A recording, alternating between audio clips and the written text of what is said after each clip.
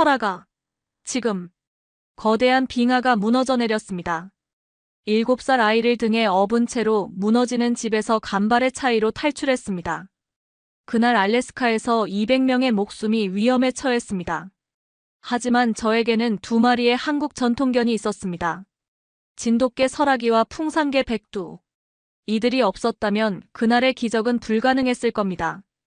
2024년 8월 실제로 일어난 이야기를 시작하겠습니다.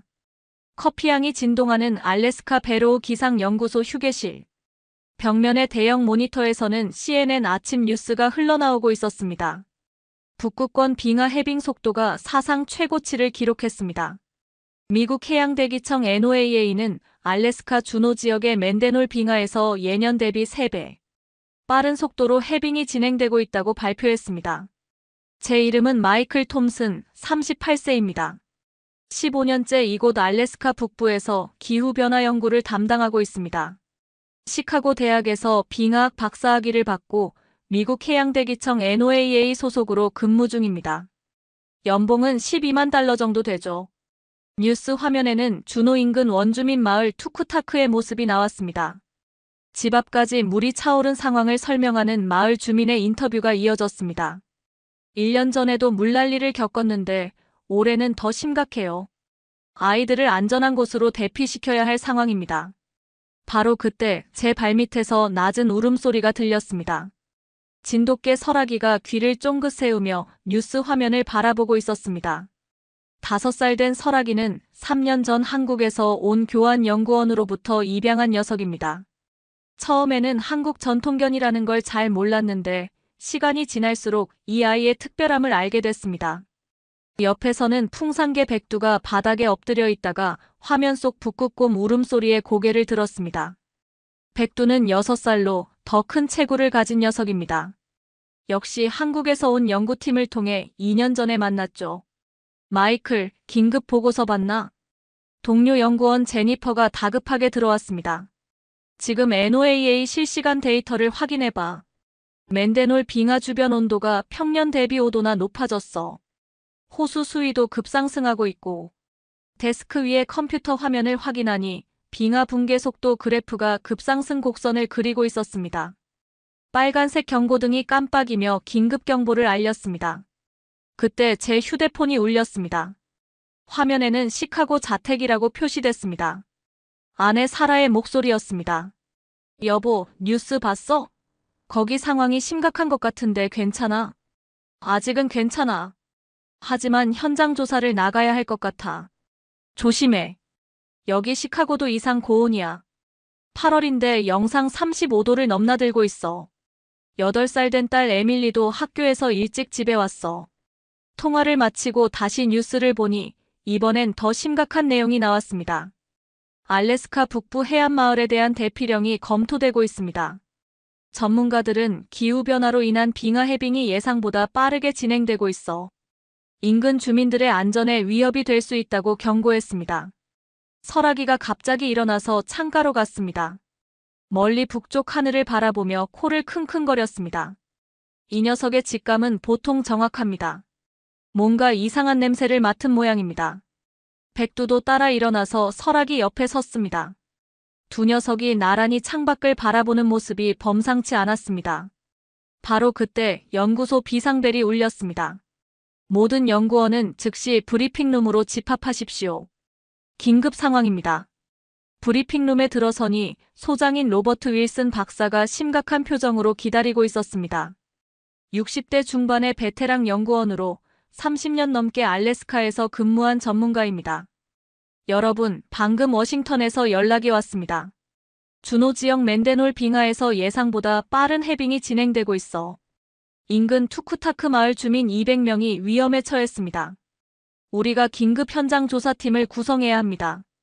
구체적으로 어떤 상황인가요? 제가 물었습니다. 맨데놀 호수 수위가 12시간 만에 2m나 상승했습니다. 이대로 가면 24시간 내에 마을 전체가 침수될 가능성이 큽니다. 하지만 더 심각한 문제가 있어요. 윌슨 박사가 기밀 문서를 펼쳤습니다.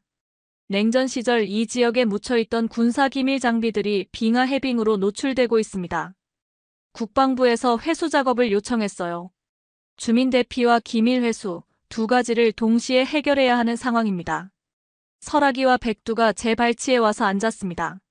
마치 출동 준비가 됐다는 듯이 말이죠. 톰슨, 자네가 팀장을 맡아주게. 현장 경험도 풍부하고 그 개들과의 팀워크도 검증됐으니까. 지난 2년간 설아기와 백두는 여러 번의 현장 조사에서 놀라운 능력을 보여줬습니다. 특히 설아기는 위험한 지형을 미리 감지하는 능력이 뛰어났고 백두는 혹독한 추위와 거친 지형에서도 끄떡없는 체력을 가지고 있었습니다. 언제 출발해야 하나요? 지금 당장입니다. 헬기가 30분 후에 도착할 예정이에요. 헬기 이륙 20분 전, 저는 장비 준비에 한창이었습니다. 극지용 방한복을 입고 GPS 추적기, 위성통신 장비, 드론, 열화상 카메라까지 챙겼습니다. 특히 이번에는 메시테틱 MES HTAS TIC 네트워크 장비도 가져갔습니다. 기존 무전기가 통하지 않는 지역에서도 소형 무선 네트워크를 구성할 수 있는 최신 장비죠. 설아기와 백두에게도 전용 하네스와 GPS 장치를 착용시켰습니다. 영하 20도에서도 견딜 수 있는 방한용 부츠도 신겨줬습니다. 설아가, 백두야, 이번엔 쉽지 않을 거야.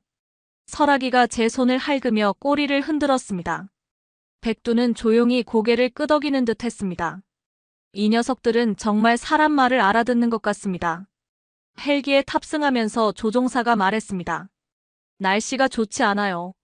바람이 시속 60km까지 불고 있고 구름이 낮게 깔려 있어서 시야 확보가 어려울 겁니다. 창밖으로 내려다본 알래스카의 풍경은 평소와 달랐습니다. 곳곳에서 빙하가 녹은 물이 강을 이루며 흘러내리고 있었습니다. 8월임에도 불구하고 평년보다 훨씬 많은 해빙이 관찰됐습니다.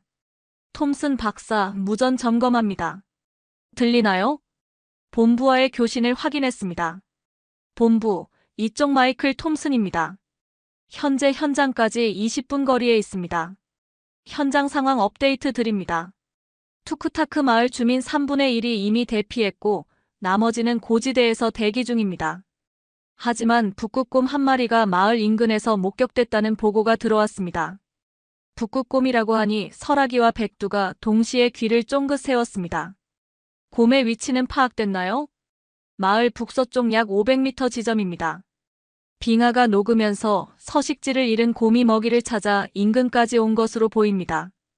헬기 조종사가 덧붙였습니다. 이번 여름 들어 북극곰 목격 신고가 30% 증가했어요. 해빙이 줄어들면서 육지로 나오는 개체들이 늘었거든요.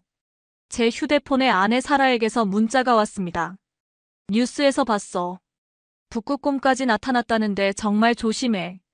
에밀리가 아빠 안전하게 돌아오길 기도한다고 해. 8살 딸 에밀리는 제가 위험한 현장에 나갈 때마다 걱정을 많이 합니다. 특히 설아기와 백두를 매우 아끼는 아이라서 개들까지 위험에 처한다는 걸 알면 더 걱정할 거였습니다.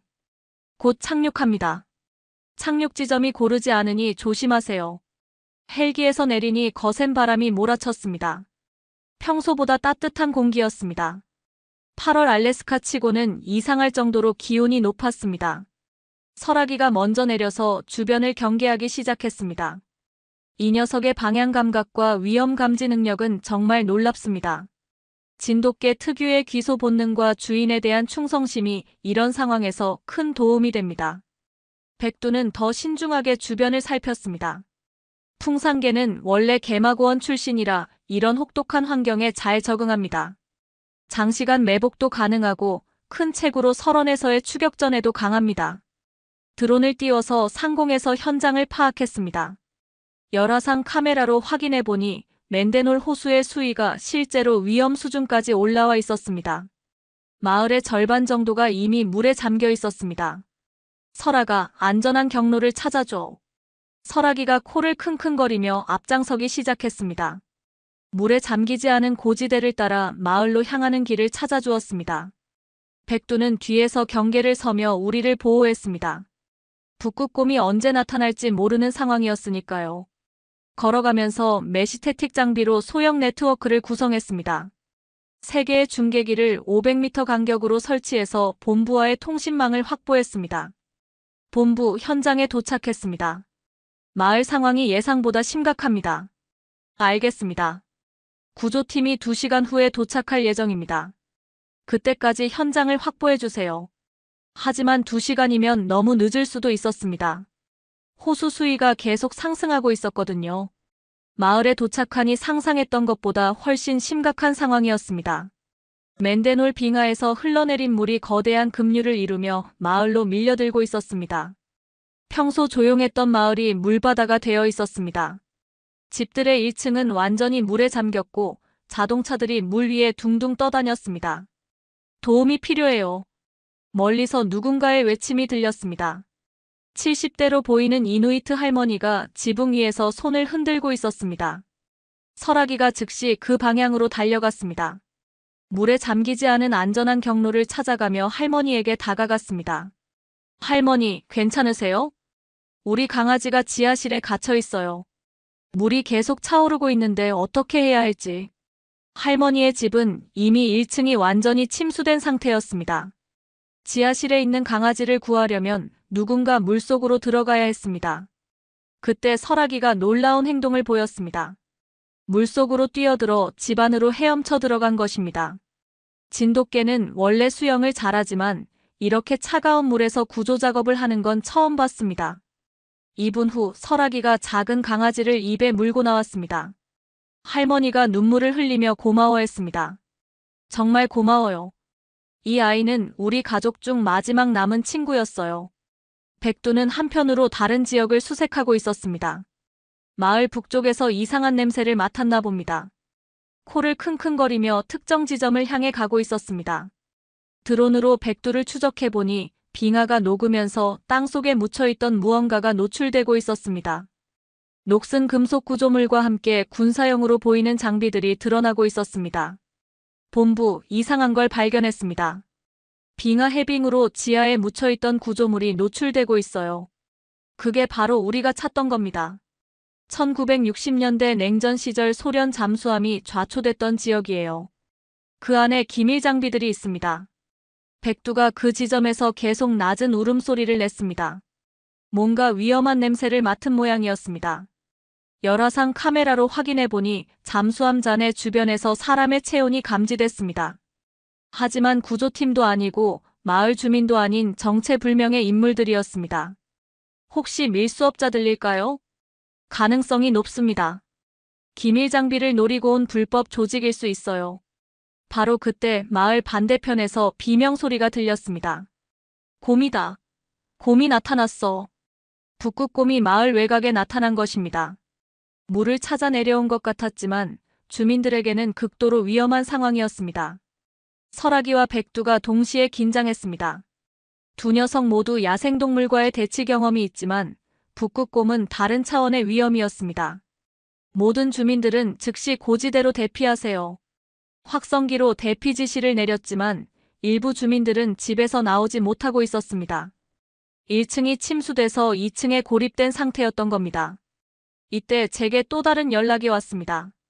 톰슨 박사, 긴급 상황입니다. 준호 기상대에서 연락이 왔는데 앞으로 6시간 내에 더 큰 빙하 붕괴가 예상된다고 합니다. 더 큰 붕괴라고요? 현재 붕괴된 빙하는 전체의 30% 정도입니다.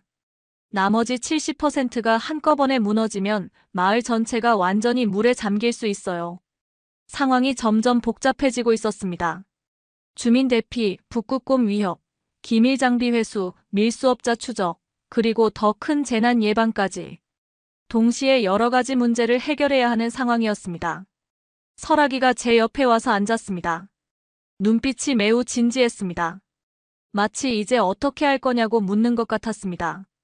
백두도 잠수함 잔해 쪽에서 돌아와 경계 자세를 취했습니다. 저는 심호흡을 한번 하고 결정을 내렸습니다. 본부, 작전을 분할하겠습니다. 북극곰 유인과 주민 대피는 백두와 함께하고 기밀 장비 회수와 밀수업자 추적은 설아기와 함께하겠습니다. 너무 위험하지 않나요? 혼자서는. 이 아이들이 있으니 괜찮을 겁니다. 지금까지 한 번도 저를 실망시킨 적이 없었어요. 설아기가 꼬리를 한번 크게 흔들었습니다. 백두는 고개를 끄덕이는 듯 했습니다. 전쟁이 시작됐습니다. 오후 2시 상황은 더욱 급박해졌습니다. 맨데놀 호수의 수위가 계속 상승하면서 마을 주택들이 하나둘씩 더 깊이 잠기고 있었습니다. 그런데 더 심각한 문제는 주민들이 완전히 고립되기 시작했다는 것이었습니다. 엄마, 무서워요. 마을 중앙부에 있는 2층 건물 옥상에서 7살 정도 된 이누이트 아이가 울고 있었습니다. 어머니가 아이를 품에 안고 달래고 있었지만 물이 계속 차오르고 있어 1층으로 내려갈 수도 없는 상황이었습니다. 설아기가 그 모습을 보고는 즉시 행동에 나섰습니다. 물에 잠기지 않은 지붕과 높은 구조물들을 연결하는 안전한 경로를 찾기 시작했습니다. 진돗개 특유의 뛰어난 방향 감각과 지형 파악 능력이 빛을 발하는 순간이었습니다. 설아가, 천천히 해. 안전한 길을 찾아줘. 설아기는 조심스럽게 지붕에서 지붕으로 이동하며 구조 가능한 경로를 만들어갔습니다. 그런데 문제가 생겼습니다. 마을 외곽에서 북극곰이 점점 가까이 다가오고 있었던 것입니다. 드론 열화상 카메라로 확인해보니 덩치가 상당히 큰 수컷 성체였습니다. 몸무게가 400kg은 좋게 될 것 같았습니다. 빙하가 녹으면서 서식지를 잃고 먹이를 찾아 헤매던 중 마을에 다다른 모양이었습니다. 백두가 곰의 움직임을 감지하고 낮은 울음소리로 경고했습니다. 풍산개는 원래 큰 야생동물과의 대치에 능한 견종입니다. 하지만 북극곰은 다른 차원의 위험이었습니다. 본부, 북극곰이 마을 중심부로 접근하고 있습니다. 주민 대피가 시급합니다. 알겠습니다. 마을 동쪽 고지대에 임시 대피소를 설치했습니다. 그쪽으로 주민들을 유도해 주세요. 그런데 바로 그때 또 다른 문제가 발생했습니다. 잠수함 잔해 지역에서 폭발음이 들렸습니다. 밀수업자들이 기밀 장비를 폭파시켜 증거를 인멸하려는 것 같았습니다. 이런 기밀 자료가 손상될 수 있어. 저는 급히 결정을 내려야 했습니다. 주민 구조가 우선인지 아니면 국가 기밀 보호가 우선인지. 그때 제 휴대폰이 울렸습니다. 아내 사라의 전화였습니다. 여보, 뉴스에서 봤는데 상황이 정말 심각한 것 같아. 괜찮아. 지금 좀 복잡한 상황이야. 주민들 구조하느라. 에밀리가 계속 걱정하고 있어. 설악이랑 백두도 괜찮다고 말해줘. 8살 딸이 걱정하고 있다니 마음이 더 무거워졌습니다. 하지만 지금은 현장에 집중해야 할 때였습니다.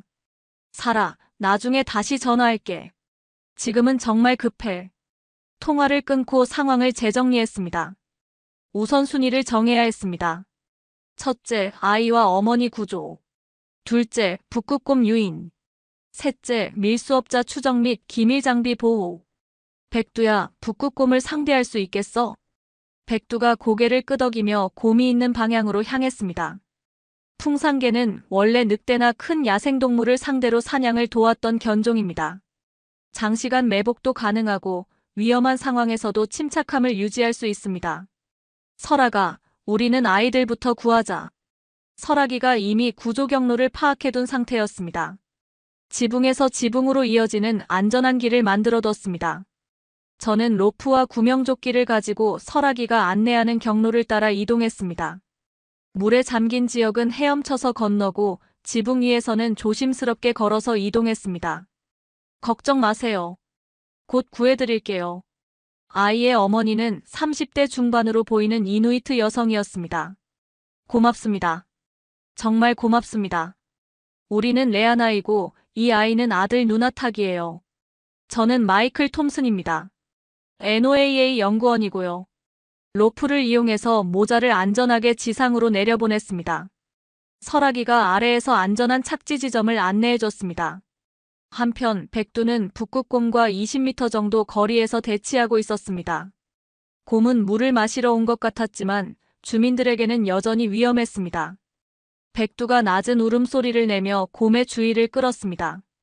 놀랍게도 곰이 백두의 경고를 알아듣는 듯 했습니다. 잠시 망설이더니 천천히 물러나기 시작했습니다. 풍산개의 당당한 기세에 압도된 모양이었습니다. 백두야, 잘했어.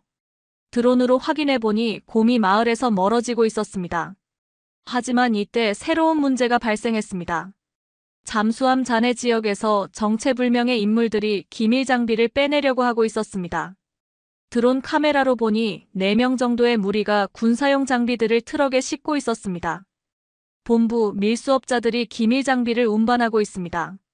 즉시 저지해야 합니다. 해안경비대가 30분 후에 도착할 예정입니다. 그때까지 감시를 계속해주세요. 30분이면 늦을 수도 있었습니다. 저들이 트럭으로 도주하면 추적이 어려워질 수 있었습니다. 그때 레아나가 중요한 정보를 알려줬습니다.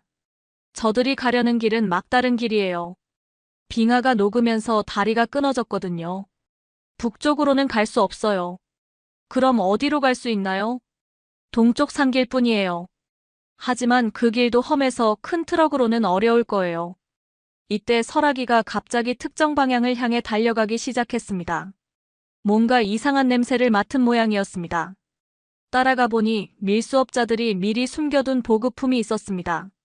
연료통, 식료품, 그리고 또 다른 무전기까지. 이들이 계획적으로 준비했군요. 설아기의 후각으로 추가 단서를 찾을 수 있었습니다. 바로 그때 갑자기 큰 굉음이 들렸습니다. 빙하에서 또 다른 대규모 붕괴가 시작된 것입니다. 이번에는 정말로 마을 전체를 위협할 정도의 규모였습니다. 모든 주민은 즉시 고지대로 대피하세요. 2차 대규모 침수가 시작됩니다. 물의 양이 기하급수적으로 늘어나기 시작했습니다. 지금까지 마른 땅이었던 곳까지 물이 차오르기 시작했습니다. 설아기와 백두가 동시에 고지대를 향해 뛰기 시작했습니다. 저도 레아나 모자와 함께 급히 대피했습니다. 하지만 아직 마을에 남은 주민들이 더 있었습니다. 그리고 밀수업자들의 문제도 해결하지 못했습니다. 본부 상황이 급변하고 있습니다. 즉시 추가 지원이 필요합니다. 해안경비대와 구조 헬기가 출동했습니다. 20분 후 도착 예정입니다. 20분. 과연 그때까지 버틸 수 있을까요? 설아기가 제 손을 할그며 위로해줬습니다. 백두도 든든하게 제 옆을 지키고 있었습니다. 이 두 녀석이 있어서 정말 다행이었습니다. 혼자였다면 이런 복잡한 상황을 감당할 수 없었을 겁니다. 하지만 진짜 위기는 이제부터였습니다. 오후 3시 20분 상황이 예상과 완전히 달라졌습니다. 백두가 유인했던 북극곰이 다시 나타난 것입니다. 이번에는 새끼 곰 2마리를 데리고 왔습니다. 어미 곰이 새끼들을 위해 안전한 물과 먹이를 찾다가 마을까지 내려온 것이었습니다. 이런, 어미 곰은 더 위험해. 새끼를 보호하려는 어미 곰의 본능은 그 어떤 위협보다 강력합니다. 사람을 공격할 가능성이 훨씬 높아진 상황이었습니다. 백두가 긴장한 채로 곰 가족을 감시하고 있었습니다. 하지만 이번에는 함부로 접근할 수 없었습니다. 어미 곰을 자극하면 오히려 더 위험해질 수 있었으니까요. 그때 마을 토박이인 60대 이누이트 사냥꾼 아토카가 나타났습니다. 젊은이, 그 곰들을 다루는 법을 아네. 아토카는 40년 넘게 이 지역에서 살아온 베테랑 사냥꾼이었습니다. 북극곰의 습성을 누구보다 잘 알고 있었죠. 어떻게 해야 하나요? 직접 맞서면 안 돼. 바람 방향을 이용해서 곰들을 물가로 유도해야 해. 그들이 원하는 건 물과 물고기니까. 아토카의 조언에 따라 작전을 수정했습니다. 백두가 직접 곰과 대치하는 대신 우회 경로를 통해 곰들을 안전한 지역으로 유도하기로 했습니다. 백두야, 아토카 할아버지 말대로 해보자. 백두가 지능적으로 행동하기 시작했습니다. 곰들이 있는 곳에서 50m 정도 떨어진 지점에서 바람 방향을 이용해 자신의 냄새를 퍼뜨렸습니다. 곰들이 백두의 존재를 인식하되 위협으로 받아들이지 않도록 거리를 유지했습니다. 그 사이 설아기와 저는 밀수업자들을 추적하고 있었습니다. 드론으로 확인해 보니 그들이 트럭에 기밀 장비를 싣고 동쪽 산길로 향하고 있었습니다. 하지만 레아나의 말이 맞았습니다. 빙하가 녹으면서 길이 끊어진 지점에서 멈춰 서 있었습니다. 설아가, 저들을 추적해보자. 설아기가 냄새를 따라 밀수업자들의 이동 경로를 파악했습니다. 진돗개의 추적 능력은 정말 놀랍습니다. 몇 시간 전에 지나간 발자국과 냄새도 정확하게 찾아낼 수 있습니다. 추적 과정에서 흥미로운 사실을 발견했습니다. 이들이 단순한 밀수업자가 아니라는 것이었습니다. 본부, 이상한 점을 발견했습니다. 이들이 사용하는 장비가 일반 밀수업자 수준이 아닙니다. 어떤 장비인가요? 군용 무전기, 위성통신 장비, 그리고 폭발물까지. 마치 정부기관이나 정보 조직 같습니다. 드론 카메라로 더 자세히 관찰해보니 이들 중 한 명이 러시아어로 무전 통화를 하고 있었습니다. 혹시 외국 정보기관일 수도 있겠군요. 상황이 점점 복잡해지고 있었습니다. 단순한 자연재해 대응이 국제기밀 사건으로 발전하고 있었습니다. 그때 제 휴대폰에 긴급 연락이 왔습니다. 시카고에 있는 아내 사라였습니다. 여보, 에밀리가 갑자기 열이 많이 나서 병원에 왔어. 지금 응급실에 있어. 뭐라고? 에밀리가? 8살 딸이 갑자기 아프다니 심장이 철렁했습니다. 의사가 말하기로는 독감 같은데 열이 39도까지 올라갔어. 어떻게 해야 할까? 현장에서는 수많은 사람들의 생명이 위험에 처해 있고 집에서는 딸이 아프고 이런 상황에서 무엇을 우선해야 할지 정말 고민스러웠습니다. 사라, 일단 의사 말씀대로 치료받아. 내가 지금 당장 갈 수는 없는 상황이야. 알아. 내일이 중요한 거 알아. 그런데 에밀리가 계속 아빠랑 설아기, 백두 걱정하고 있어. 딸이 걱정하고 있다는 말에 더 마음이 무거워졌습니다. 설아기가 제 다리에 머리를 비비며 위로해줬습니다. 이 녀석도 제 심정을 아는 것 같았습니다. 설아가, 우리가 빨리 일을 끝내야겠어. 에밀리가 기다리고 있어. 그때 무전기에서 백두 쪽 상황이 들어왔습니다. 아토카의 도움으로 북극곰 가족을 성공적으로 물가로 유도했다는 것이었습니다. 어미 곰과 새끼들이 물에서 물고기를 잡기 시작했고 더 이상 마을 주민들에게 위협이 되지 않았습니다. 훌륭해, 백두야. 한편 밀수업자들은 길이 막혀서 우왕좌왕하고 있었습니다. 그들이 휴대용 폭발물로 길을 뚫으려고 시도하고 있었습니다. 본부 밀수업자들이 폭발물을 사용하려고 합니다. 빙하가 더 불안정해질 수 있어요. 절대 저지해야 합니다. 추가 폭발이 일어나면 마을 전체가 완전히 물에 잠길 수 있습니다. 설아기와 함께 밀수업자들에게 접근했습니다. 하지만 4명이나 되는 무장한 상대를 혼자서 상대하기는 위험했습니다. 그때 설아기가 놀라운 작전을 제안했습니다. 아니, 제안이라고 할 수는 없지만 행동으로 의도를 보여줬습니다. 설아기가 밀수업자들의 주의를 끄는 동안 저는 뒤에서 폭발물을 제거하겠다는 것이었습니다. 설아가, 너무 위험해. 하지만 설아기는 이미 움직이기 시작했습니다. 진돗개 특유의 용감함과 주인에 대한 충성심이 발휘되는 순간이었습니다. 오후 4시 10분, 드디어 해안 경비대 헬기가 나타났습니다. 하지만 상황은 여전히 복잡했습니다. 밀수업자들이 폭발물을 설치하려고 하고 있었고 설아기가 혼자서 그들의 주의를 끌고 있었습니다. 이쪽은 해안 경비대입니다. 즉시 무기를 내려놓고 항복하십시오. 헬기에서 확성기로 경고했지만 밀수업자들은 오히려 더 급하게 폭발물 설치를 시도했습니다. 설아기가 그들 중 한 명의 바지를 물고 늘어졌습니다. 진돗개는 한 번 물면 쉽게 놓지 않는 특성이 있습니다. 그 사이 저는 폭발물이 든 가방을 빼앗을 수 있었습니다. 설아가, 이제 충분해. 돌아와. 하지만 설아기는 아직 임무가 끝나지 않았다는 듯이 계속 밀수업자를 견제하고 있었습니다. 해안 경비대원들이 로프를 타고 내려와 밀수업자들을 체포했습니다. 그제서야 설아기가 제게로 돌아왔습니다. 잘했어, 설아가. 정말 잘했어. 설아기가 꼬리를 흔들며 제 손을 핥았습니다. 이제 기밀 장비를 확인할 차례였습니다. 냉전 시절 소련 잠수함에서 나온 장비들을 조사해보니 1960년대 통신 장비와 암호 해독기 등이 있었습니다. 당시로서는 최첨단 기술이었지만 지금은 역사적 가치가 더 큰 물건들이었습니다. 본부, 기밀 장비 회수 완료했습니다. 밀수업자들도 체포됐고요. 수고했습니다, 톰슨 박사. 그런데 또 다른 문제가 있어요. 또 다른 문제요? 기상대에서 연락이 왔는데 6시간 후에 더 큰 폭풍이 몰려온다고 합니다. 모든 인원이 대피해야 할 상황이에요. 이제 정말로 시간이 촉박해졌습니다. 남은 주민들을 모두 대피시키고 현장을 정리해야 했습니다. 그때 또 아내 사라에게서 전화가 왔습니다. 여보, 에밀리 상태가 좀 나아졌어. 열이 내리기 시작했어. 정말? 다행이다. 그런데 이 아이가 계속 설악이랑 백두 이야기를 해. 꿈에서 설악이가 나타나서 위험한 사람들을 쫓아냈다고 하더라고.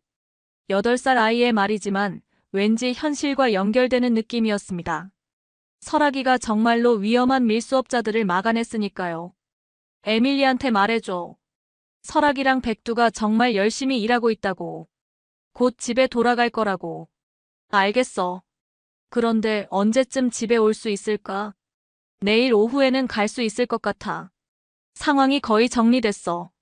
통화를 끝내고 나니 백두가 북극곰 유인 작전을 마치고 돌아왔습니다. 아토카 할아버지도 함께였습니다. 곰들이 안전한 곳으로 이동했네. 이제 당분간은 마을에 내려오지 않을 거야. 정말 고맙습니다, 할아버지. 이 개들이 대단하구먼. 특히 큰 녀석은 곰들을 다루는 법을 아는 것 같아. 백두가 아토카의 칭찬에 자랑스러워하는 듯 했습니다. 이제 마지막 작업이 남았습니다. 마을에 아직 남아있는 주민들을 모두 안전한 곳으로 대피시키는 것이었습니다. 드론으로 확인해보니 마을 남쪽 끝에 있는 집에서 아직 2명의 주민이 고립되어 있었습니다. 70대 노부부로 보였는데 거동이 불편해서 혼자서는 대피할 수 없는 상황이었습니다. 설아가, 백두야, 마지막 임무야. 저분들을 구해야 해. 물의 수위가 계속 높아지고 있어서 보트를 이용해야 했습니다.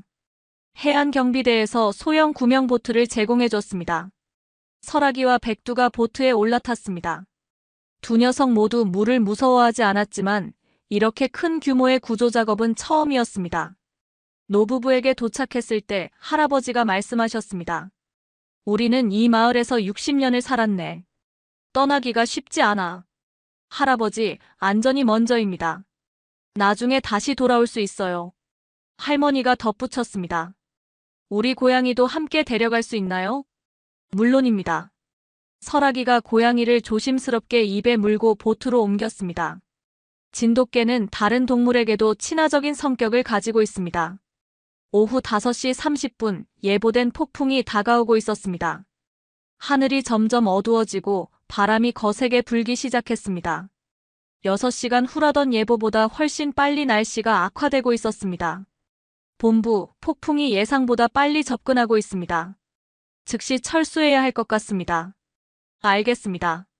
모든 구조 작업을 마치고 대피하세요. 노부부를 보트에 태우고 안전지대로 이동하는 중에 갑자기 엔진이 꺼졌습니다. 이런, 엔진에 물이 들어간 것 같네요.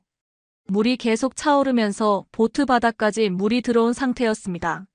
수동으로 노를 저어야 하는 상황이었습니다. 설아기와 백두가 상황의 심각성을 알아챘습니다. 두 녀석이 보트 가장자리에서 물속으로 뛰어들었습니다. 설아가, 백두야, 위험해. 하지만 두 녀석은 보트를 물에서 끌고 가기 시작했습니다. 개들이 보트를 끄는 건 처음 보는 광경이었습니다. 진돗개 설아기는 지구력이 뛰어나고 풍산개 백두는 큰 체구와 강한 근력을 가지고 있습니다. 두 견종의 특성이 완벽하게 조화를 이룬 순간이었습니다. 대단하구먼, 이 개들이. 할아버지가 감탄했습니다. 15분 만에 안전지대에 도착할 수 있었습니다. 모든 마을 주민들이 고지대의 임시 대피소에 모였습니다. 모든 주민 대피 완료. 해안경비대에서 최종 확인했습니다. 총 198명의 주민이 모두 안전하게 대피했습니다. 그런데 바로 그때 레아나가 급히 달려왔습니다. 톰슨 박사님, 큰일이에요. 우리 아들 누나탁이 어디 갔는지 모르겠어요. 뭐라고요? 아까 구조한 7살 아이가 사라진 것입니다. 언제부터 보이지 않았나요? 30분 전부터요. 분명히 여기 있었는데. 설아기가 즉시 누나타기의 냄새를 추적하기 시작했습니다. 아이가 마지막에 있었던 지점에서 냄새를 맡더니 특정 방향을 가리켰습니다. 마을 쪽으로 돌아간 것 같네요. 이미 물에 잠긴 마을로 아이가 혼자 돌아갔다는 것은 극도로 위험한 상황이었습니다. 레아나, 누나타기가 왜 마을로 돌아갔을까요? 우리 강아지 샤마가 집에 있어요. 아마 샤마를 구하러 간 것 같아요. 7살 아이가 반려견을 구하러 위험한 마을로 혼자 돌아간 것이었습니다. 본부, 긴급 상황입니다. 7살 아이가 침수된 마을로 돌아갔습니다. 폭풍이 곧 도착합니다. 매우 위험해요. 하지만 포기할 수는 없었습니다. 설아가, 백두야, 마지막 임무야. 누나타기를 찾아야 해. 두 녀석이 동시에 고개를 끄덕이며 출동 준비를 했습니다. 오후 6시 20분, 폭풍우가 본격적으로 시작됐습니다. 바람은 시속 80km까지 강해졌고 빗방울이 얼굴을 때렸습니다. 시야 확보가 어려운 상황에서 7살 아이를 찾아야 했습니다. 설아기가 앞장서서 누나타기의 냄새를 추적했습니다. 진돗개의 후각은 폭풍우 속에서도 정확했습니다. 백두는 뒤에서 경계를 서며 안전을 확보했습니다.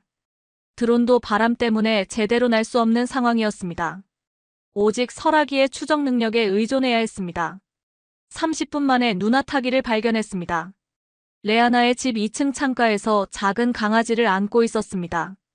물이 이미 1층을 완전히 뒤덮은 상태였습니다. 누나타가. 아이가 제 목소리를 듣고 손을 흔들었습니다.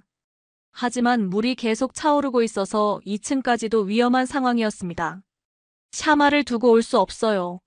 누나타기가 외쳤습니다. 설아기가 물속으로 뛰어들어 집 안으로 헤엄쳐 들어갔습니다. 계단을 통해 2층까지 올라가서 누나타기에게 다가갔습니다. 놀랍게도 설아기가 먼저 작은 강아지 샤마를 입에 물었습니다. 그리고 누나타기에게 따라오라는 신호를 보냈습니다. 설아기가 샤마를 구해줄 거야. 누나타가 내 등에 올라타. 아이를 등에 업고 설아기와 함께 물속으로 나왔습니다. 백두가 밖에서 안전한 경로를 안내해주고 있었습니다. 그런데 바로 그때 집이 물의 압력을 견디지 못하고 무너지기 시작했습니다. 빨리! 간발의 차이로 무너지는 집에서 빠져나올 수 있었습니다. 만약 설아기가 냄새 추적을 통해 누나타기를 빨리 찾지 못했다면 큰 사고가 날 뻔했습니다. 안전지대에 도착했을 때 레아나가 눈물을 흘리며 달려왔습니다. 누나타가. 정말 걱정했어. 엄마 샤마도 구했어요. 설아기가 도와줬어요. 아이가 설아기를 꼭 안아주었습니다. 설아기도 꼬리를 흔들며 기뻐했습니다. 이때 제 휴대폰이 울렸습니다. 아내 사라의 전화였습니다. 여보, 에밀리가 완전히 회복됐어. 그리고 이상한 일이 있었어. 이상한 일? 에밀리가 갑자기 설아기가 아이를 구했다고 하더라고. 꿈에서 본 거라는데 정확한 시간까지 말하더라. 정말 신기한 일이었습니다.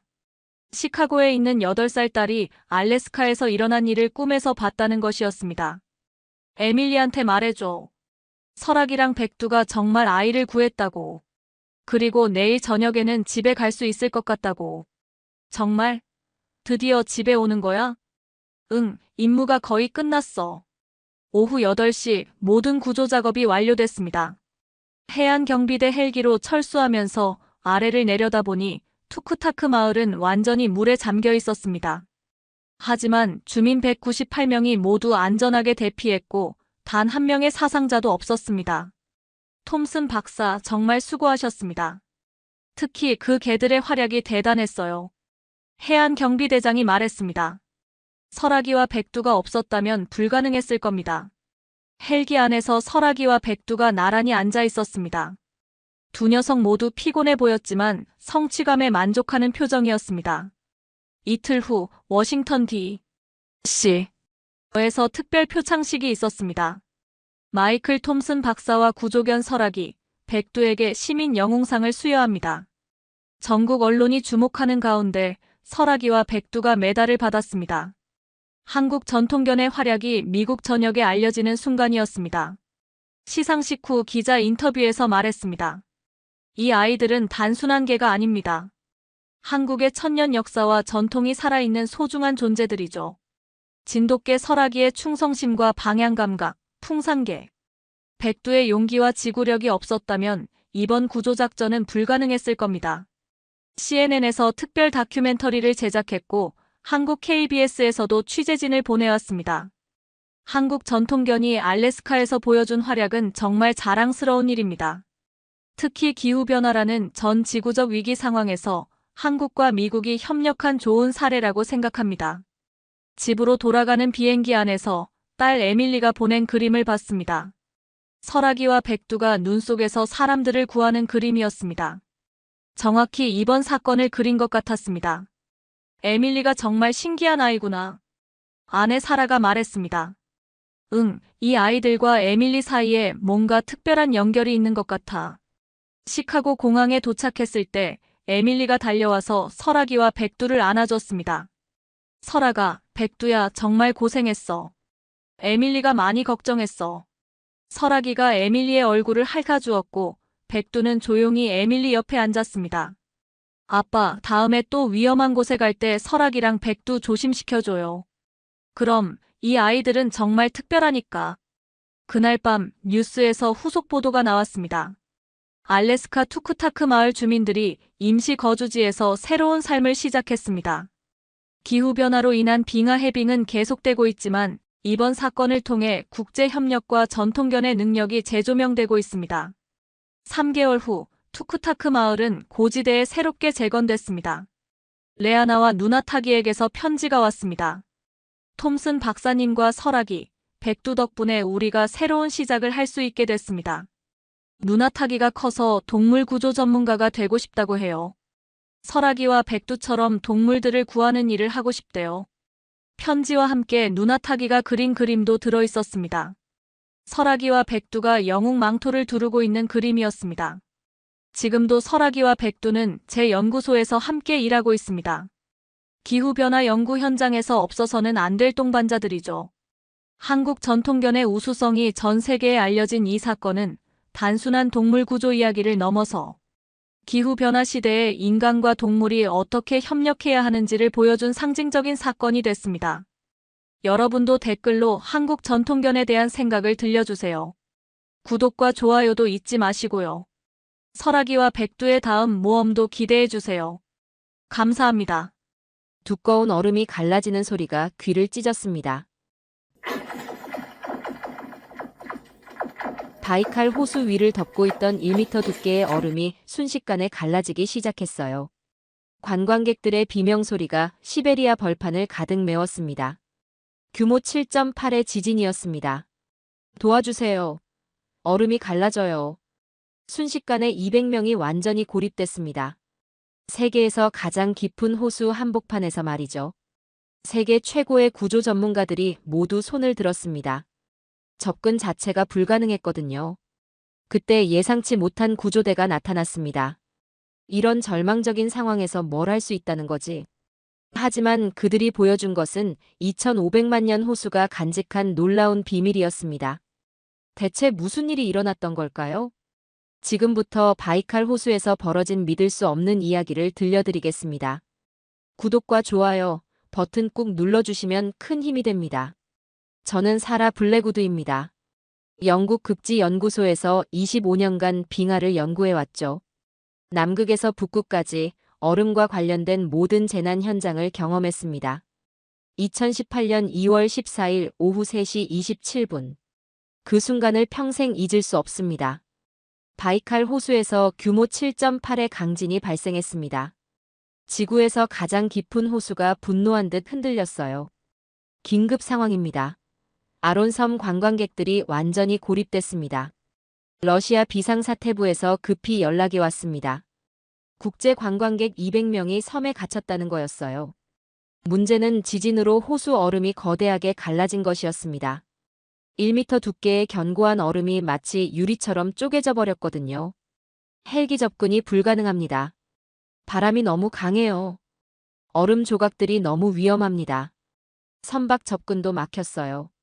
상황은 절망적이었습니다. 기온은 영하 30도까지 떨어지고 있었고 고립된 사람들에게는 식량이 하루치밖에 없었어요. 블랙우드 박사님, 이번 구조작전을 총지휘해 주십시오. 전 세계에서 극지 구조 전문가들이 모였습니다. 캐나다, 노르웨이, 핀란드. 최고의 팀들이었죠. 하지만 모두가 같은 결론에 도달했습니다. 현재 기술로는 접근이 불가능합니다. 최소 일주일은 기다려야 해요. 일주일이면 사람들이 모두 죽습니다. 그때였습니다. 뜻밖의 소식이 들려왔어요. 한국에서 구조팀이 온다고 합니다. 한국에서요? 이런 극지 상황에 무슨 경험이 있다고. 솔직히 말하면 기대하지 않았습니다. 한국이 극지 구조에 무슨 전문성이 있겠어요? 10년 전 알래스카에서 이누이트족 가이드가 개들 행동으로 위험을 경고했지만 무시했다가 눈사태로 동료를 잃은 적이 있었거든요.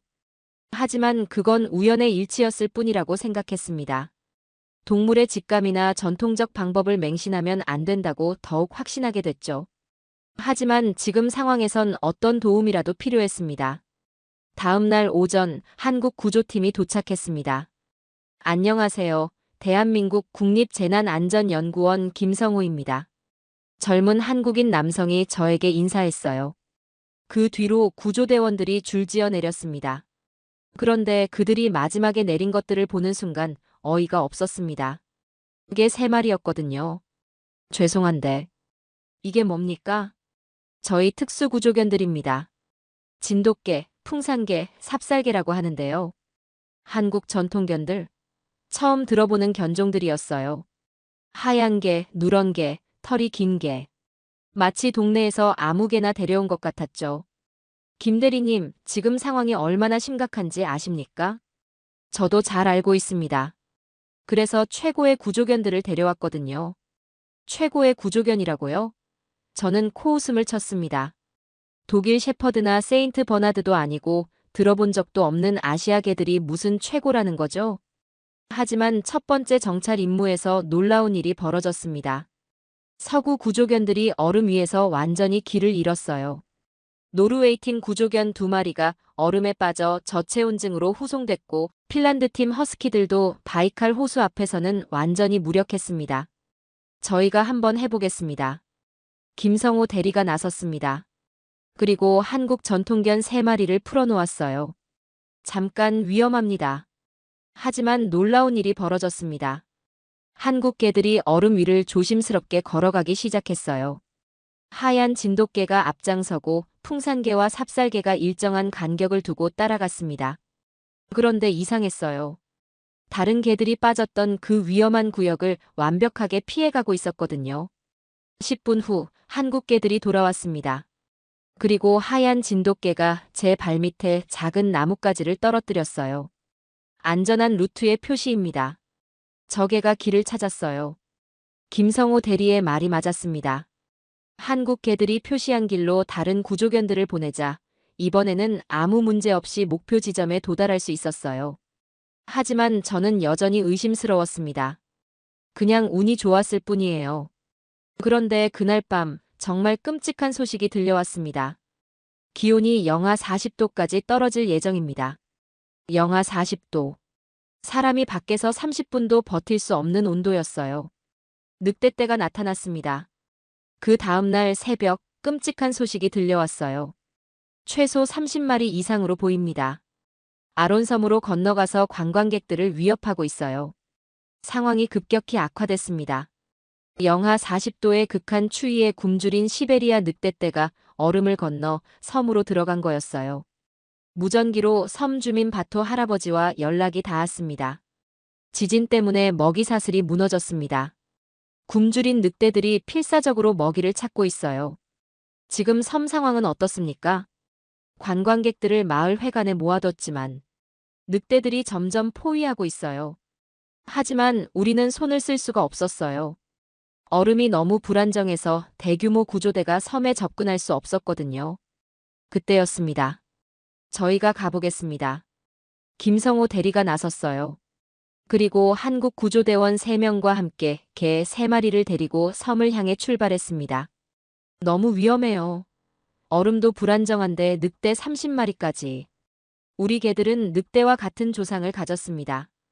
방법이 있어요. 30분 후 아론섬에서 치열한 전투가 벌어졌습니다. 한국 개 3마리가 마을 회관 앞에서 늑대떼와 맞섰어요. 진돗개가 늑대 우두머리를 얇은 얼음으로 유도해 빠뜨리고 풍산개는 지구력으로 늑대들을 지치게 만들었습니다. 삽살개는 긴 털로 늑대들을 혼란시켰고요. 한국 구조대원들과 마을 주민들도 조명탄과 횃불로 도왔습니다. 하지만 풍산개가 다리에, 진돗개가 옆구리에 상처를 입는 치열한 싸움이었어요. 1시간 후 몇 마리 늑대가 무력화되자 나머지들이 섬을 떠났습니다. 하지만 문제는 그게 끝이 아니었습니다. 갑자기 호수의 얼음이 거대한 소리를 내며 갈라지기 시작했어요. 지진이다. 규모 6.5의 여진이었습니다. 이미 불안정했던 얼음이 더욱 심하게 깨지기 시작했어요. 이러면 섬이 완전히 고립돼 버려요. 섬과 육지를 연결하던 얼음길이 모두 끊어지고 있었습니다. 그리고 그 사이로 차가운 바이칼 호수 물이 콸콸 쏟아져 들어왔어요. 그때 부상당한 한국개들이 또다시 놀라운 행동을 보였습니다. 진돗개가 갑자기 특정 방향을 가리키며 짖기 시작했어요. 풍산개와 삽살개도 같은 방향을 바라보며 꼬리를 흔들었습니다. 그 방향에서 희미한 빛이 올라오고 있었거든요. 바이칼 호수 깊은 곳에서 말이에요. 저 빛이 뭔지 아십니까? 바토 할아버지에게 물었습니다. 바이칼 호수 깊은 곳에서 올라오는 희미한 빛이 점점 강해지고 있었거든요. 90년 전 우리 할아버지께서 말씀하신 전설이 있습니다. 호수가 가장 위험할 때 고대의 수호신들이 나타나 길을 열어준다는. 저는 믿을 수 없었어요. 이런 절체절명의 상황에서 전설 이야기라니. 그런데 놀라운 일이 벌어졌습니다. 한국개 3마리가 갑자기 그 빛을 향해 걸어가기 시작한 거였어요. 부상을 입었는데도 말이죠. 위험해요. 얼음이 더 깨질 수 있어요. 김성호 대리가 개들을 막으려 했지만 진돗개가 고개를 돌려 그를 바라봤습니다. 마치 괜찮다 믿어달라고 말하는 것 같았어요. 그리고 믿기 어려운 광경이 펼쳐졌습니다. 개들이 발을 디딘 곳마다 얼음이 더욱 단단해지고 있었어요. 갈라진 틈들이 서서히 메워지기 시작했습니다. 이게 대체 무슨 일이죠? 더욱 놀라운 건 그 다음이었습니다. 호수 깊은 곳에서 올라온 빛이 얼음 표면을 따라 퍼져나가면서 안전한 길을 만들어주고 있었거든요. 과학적으로 설명이 안 됩니다. 바토 할아버지가 흥분한 목소리로 말했습니다. 바로 저겁니다. 할아버지께서 말씀하신 빛의 길이에요. 한국 개들은 더욱 확신에 찬 걸음으로 앞장서기 시작했어요. 특히 진돗개는 마치 그 길을 예전부터 알고 있었던 것처럼 주저하지 않고 걸어갔습니다. 따라가 보시죠. 김성호 대리가 말했어요. 하지만 선택의 여지가 없었습니다. 다른 모든 경로는 막혔고 구조 헬기도 강풍 때문에 접근할 수 없었거든요. 조심스럽게 개들을 따라가기 시작했습니다. 놀랍게도 그 길은 정말 안전했어요. 다른 곳은 여전히 갈라지고 있는데 개들이 지나간 곳만큼은 견고했습니다. 20분 후, 우리는 더욱 놀라운 광경을 목격했습니다. 호수 중앙에 거대한 동굴 입구가 나타난 거였어요. 얼음이 둥글게 녹아내리면서 마치 터널처럼 생긴 길이 드러났습니다. 한국 개들이 전혀 놀라지 않고 그 동굴로 들어가고 있었어요. 잠깐. 너무 위험해요. 하지만 삽살개가 뒤돌아보며 꼬리를 흔들었습니다. 마치 안전하다고 말하는 것 같았어요. 동굴 안으로 들어가자 더욱 신비로운 광경이 기다리고 있었습니다. 벽면에 이상한 그림들이 그려져 있었거든요. 그런데 그 그림 속에 한국 개들과 똑같은 모습의 개들이 있었어요. 이건 언제 그려진 건가요? 최소 수천 년은 된 것 같은데. 벽화 속에는 개 3마리가 얼음 위에서 사람들을 구하는 모습이 생생하게 그려져 있었습니다. 진돗개, 풍산개, 삽살개와 똑같은 모습으로 말이에요. 그리고 그 벽화 옆에는 한국어와 비슷한 고대 문자들이 새겨져 있었습니다. 이게 정말 우연일까요? 김성호 대리도 믿을 수 없다는 표정이었어요. 그때 진돗개가 특정 벽화를 발로 가리켰습니다. 그곳에는 호수를 건너는 안전한 길이 상세하게 그려져 있었어요. 2500만 년 된 바이칼 호수가 간직한 비밀이 서서히 드러나고 있었습니다. 벽화의 지도를 따라 동굴을 통과하자 섬 반대편으로 이어지는 지하 통로가 나타났습니다. 이 길로 가면 관광객들을 구할 수 있어요. 한국 개들이 앞장서서 통로를 따라 걸어갔습니다. 놀랍게도 그 길은 완전히 안전했어요. 30분 후, 우리는 아론섬 마을회관에 도착했습니다. 구조대가 왔어요. 200명의 관광객들이 환호성을 질렀습니다. 영하 40도의 추위 속에서 이틀간 굶주리며 기다렸던 사람들이었어요. 모두 침착하게 한 명씩 따라오세요. 김성호 대리가 구조작전을 지휘했습니다. 한국 개들은 다시 지하 통로를 통해 사람들을 안전하게 육지로 옮겼어요. 6시간에 걸친 구조작전 끝에 200명 전원이 무사히 구조됐습니다. 믿을 수 없어요. 어떻게 이런 일이. 저는 여전히 충격에서 벗어나지 못했습니다. 과학으로 설명할 수 없는 일들이 연속으로 벌어졌거든요. 구조작전이 끝난 후 바토 할아버지가 놀라운 이야기를 들려주었습니다. 실은 우리 조상들이 바이칼 호수에서 시작되었습니다. 수천 년 전 빙하기 시대에 개들과 함께 이곳에서 남쪽으로 이주해 한반도까지 갔죠. 그럼 벽화 속 개들이. 네, 바로 한국 개들의 조상들이에요. 이곳이 한국 개들의 고향이었던 거죠. 그래서 바이칼 호수를 지키는 수호신으로 여겨졌던 겁니다. 그제서야 모든 것이 이해됐습니다. 한국 개들이 이곳을 처음 와봤는데도 길을 알고 있었던 이유, 위험을 미리 감지할 수 있었던 이유. 이곳이 바로 그들의 조상들이 살았던 고향이었던 거예요. DNA에 새겨진 기억이었군요. 김성호 대리가 말했습니다. 수천 년 전 조상들의 기억이 유전자에 남아 있었던 거죠. 저는 그동안 제가 얼마나 편견에 사로잡혀 있었는지 깨달았습니다. 서구 과학기술만이 최고라고 생각했지만 동양의 전통과 지혜에도 놀라운 가치가 있었던 거예요. 죄송합니다. 처음에 무시했던 것을. 괜찮습니다. 저도 처음엔 믿기 어려웠으니까요. 그로부터 3년이 지났습니다. 저는 지금 한국국립재난안전연구원과 공동연구를 진행하고 있어요. 동서양의 과학기술과 전통 지혜를 결합한 새로운 구조 기법을 개발하고 있죠. 진돗개, 풍산개, 삽살개는 국제적인 구조견으로 인정받아 세계 각국에서 훈련 프로그램을 요청하고 있습니다. 가장 놀라운 건 바이칼 호수 지하 동굴이 새로운 관광 명소가 됐다는 거예요. 유네스코에서 세계 문화유산으로 지정을 검토하고 있죠. 엄마, 한국 개들이 정말 사람들을 구했어요? 제 딸 에밀리가 물었습니다. 그래, 정말 놀라운 일이었어. 우리도 한국 개 키울 수 있어요? 물론이지. 김성호 대리님께 연락해서 정보를 얻어보자. 지금 우리 가족은 진돗개 입양을 준비하고 있어요. 내년엔 한국을 방문해서 김성호 대리님과 그 용감한 개들을 다시 만날 예정입니다. 세상에는 우리가 모르는 놀라운 지혜들이 많이 있어요. 편견을 버리고 열린 마음으로 바라본다면 더 큰 세상을 만날 수 있을 거예요. 바이칼 호수의 얼음 위에서 일어난 기적. 그 기적을 만든 건 한국 개들의 용기와 수천 년 된 전통의 힘이었습니다. 정말 믿기 어려운 이야기였죠? 혹시 여러분도 비슷한 경험이나 동물들의 놀라운 능력을 목격한 적이 있으신가요? 댓글로 공유해주세요. 다음 영상에서는 또 다른 놀라운 해외 감동 사연으로 찾아뵙겠습니다. 끝까지 시청해주셔서 감사드립니다.